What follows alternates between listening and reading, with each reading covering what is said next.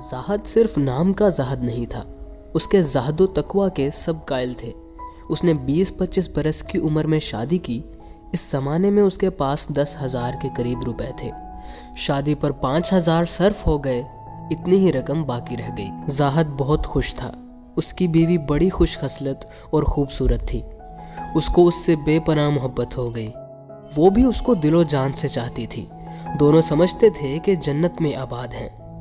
ایک برس کے بعد ان کے ہاں ایک لڑکی پیدا ہوئی جو ماں پر تھی، یعنی ویسی ہی حسین، بڑی بڑی غلافی آنکھیں، ان پر لمبی پلکیں، مہین آبرو، چھوٹا سا لب دہن۔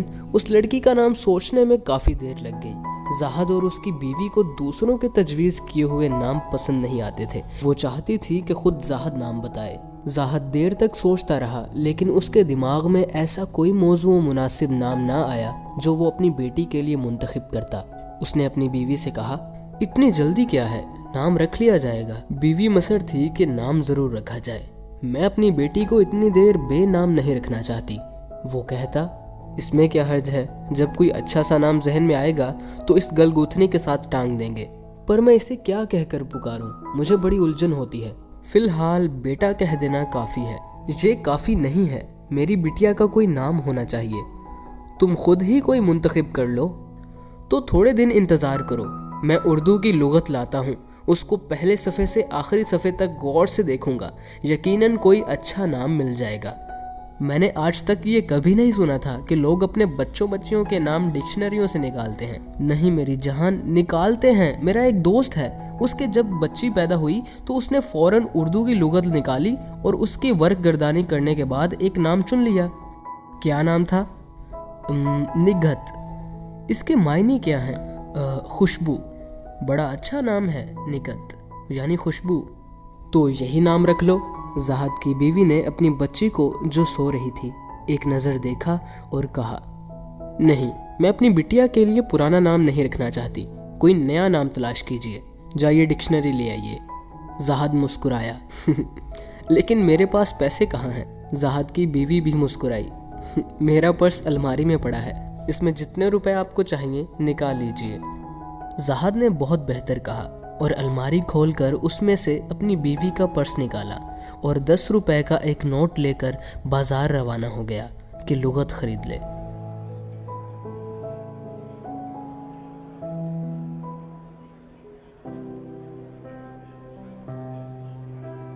وہ کئی کتب فروش دکانوں میں گیا، کئی لغت دیکھے، بعض تو بہت قیمتی تھے جن کی 3 جلدیں تھیں، کچھ بڑے ناقص۔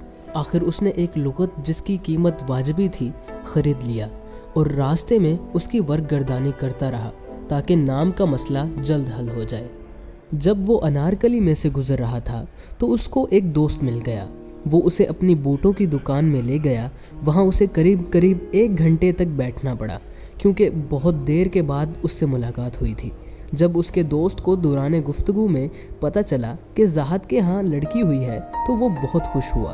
تجوری میں سے 11 روپے نکالے اور زاہد سے کہا، یہ اس بچی کو دے دینا، کہنا تمہارے چچا نے دیے ہیں۔ نام کیا رکھا ہے اس کا؟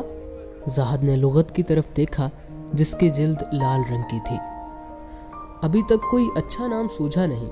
اس کے دوست نے جوتے کو کپڑے سے صاف کرتے ہوئے کہا، یار نام رکھنے میں دقت ہی کیا پیش آتی ہے؟ سمینہ ہے، شاہینہ ہے، نسرین ہے، الماس ہے۔ زاہد نے جواب دیا، یہ سب بکواس ہے۔ اس کے دوست نے جوتا ڈبے میں رکھا، تو اب جو بکواس تم کرو گے وہ بھی ہم سن لیں گے۔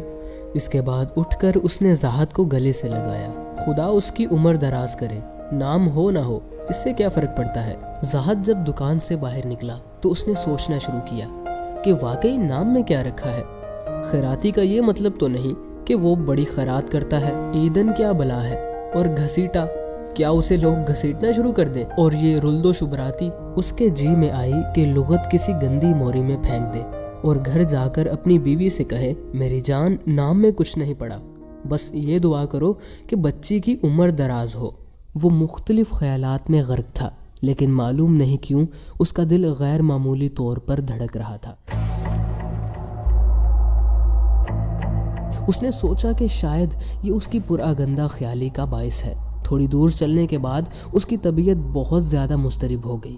وہ چاہتا تھا کہ اڑ کر گھر پہنچے اور اپنی بچی کی پیشانی چومے۔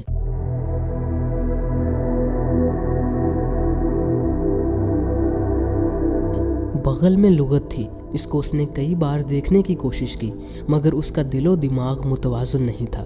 اس نے تیز تیز چلنا شروع کر دیا، مگر تھوڑا فاصلہ طے کرنے کے بعد ہی بہت بری طرح ہانپنے لگا اور ایک دکان کے تھڑے پر بیٹھ گیا۔ اتنے میں ایک خالی تانگا آیا، اس نے اس کو ٹھہرایا اور اس میں بیٹھ کر تانگے والے سے کہا، چلو مزنگ لے چلو، لیکن جلدی پہنچاؤ، مجھے وہاں ایک بڑا ضروری کام ہے۔ مگر گھوڑا بہت ہی سست رفتار تھا، یا شاید زاہد کو ایسا محسوس ہوا کہ اس کو عجلت تھی۔ وہ برق رفتاری سے گھر پہنچنا چاہتا تھا۔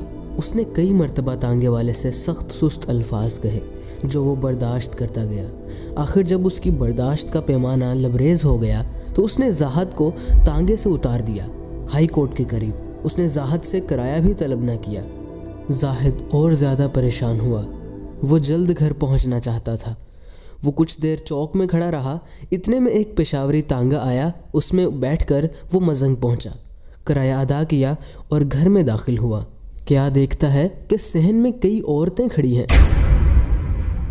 جو غالباً ہمسائی تھی۔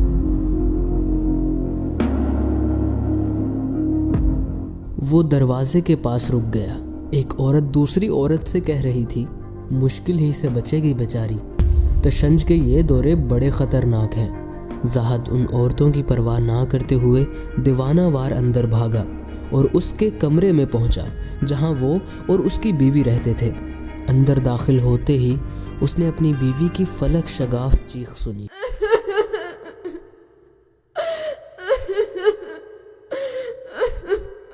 اس کی بٹیا دم توڑ چکی تھی اور اس کی بیوی بے ہوش پڑی تھی۔ زاہد نے اپنا سر پیٹنا شروع کر دیا۔ ہمسائیاں پردے کو بھول کر بے اختیار اندر چلی آئیں اور زاہد کو اس کمرے سے باہر نکال دیا۔ ایک ہمسائی کے شوہر کے پاس موٹر تھی، وہ ایک ڈاکٹر لے آیا۔ اس نے زاہد کی بیوی کو 1-2 انجیکشن لگائے جن سے وہ ہوش میں آ گئی۔ زاہد ایک ایسے عالم میں تھا کہ اس کے سوچنے سمجھنے کی تمام قوتیں معطل ہو گئی تھیں۔ وہ صحن میں ایک کرسی پر بیٹھا بغل میں لغت دبائے خلا میں دیکھ رہا تھا، جیسے وہ اپنی بچی کے لیے کوئی نام تلاش کرنے میں محو ہے۔ بچی کو دفنانے کا وقت آیا تو زاہد باہوش ہو گیا۔ اس نے کوئی آنسو نہ بہایا، کفن میں پڑی بچی کو اٹھایا اور اپنے دوستوں اور ہمسایوں کے ہمراہ قبرستان روانہ ہو گیا۔ وہاں قبر پہلے ہی سے تیار کرا لی گئی تھی، اس میں اس نے خود اسے لٹایا اور اس کے ساتھ لغت رکھ دی۔ لوگوں نے سمجھا قرآن مجید ہے۔ انہیں بڑی حیرت ہوئی کہ مردوں کے ساتھ قرآن کون دفن کرتا ہے، یہ تو سراسر کفر ہے۔ لیکن ان میں سے کسی نے بھی زاہد سے اس کے متعلق کچھ نہ کہا، بس آپس میں خسر پھسر کرتے رہے۔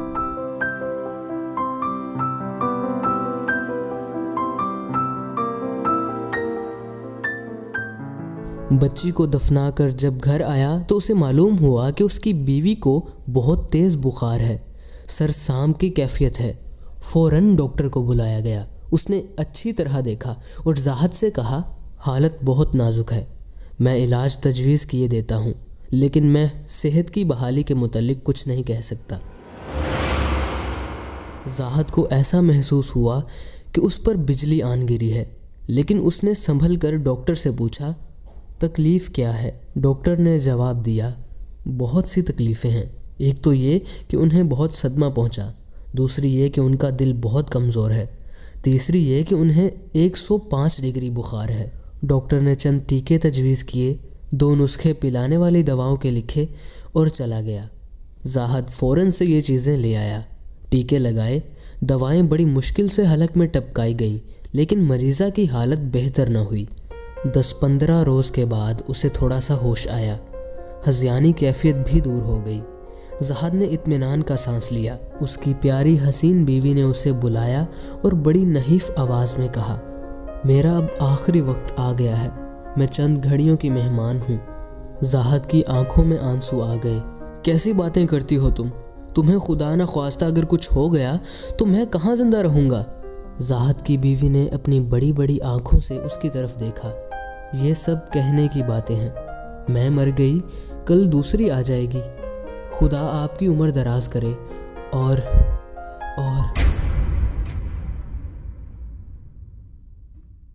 اس نے ہچکی لی اور 1 سیکنڈ کے اندر اندر اس کی روح پرواز کر گئی۔